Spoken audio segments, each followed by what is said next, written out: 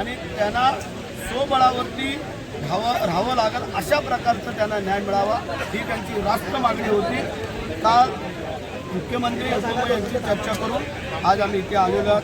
योगेश कदम बघाशी येऊन गेला. काल आमचे कलेक्टर, SP, शिओ, प्रांत, तहसीलदार, इथले DYSP, पोलीस अधिकारी हे सगळे मंडळी काल भेटून करून गेली. आणि आज मी प्रतिनिधी शासनाचं म्हणून इथे आलो. मी आता त्यांचं उपोषण इथं स्थगित केलेलं आहे.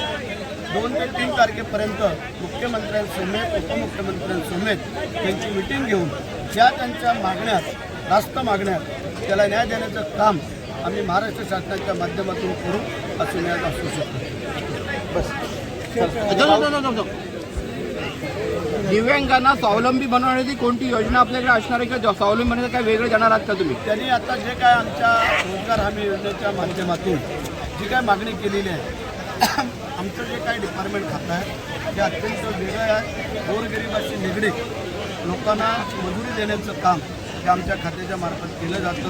त्यामध्ये दिव्यांगांना काय करू शकतो, कारण ते बिचारे दिव्यांग असल्यामुळे की चांगल्या माणसाप्रमाणे धडधाकड असं काम करू शकतो, परंतु त्यांची जी इच्छाशक्ती प्रबळ आहे आणि त्याला अनुसरून आम्ही काय करू शकतो की जेणेकरून त्यांना काही ना काहीतरी मजुरी मिळेल आणि त्याच्यानी त्यांचं उत्पन्न होईल आणि त्यांचं घर सावरलं जाईल.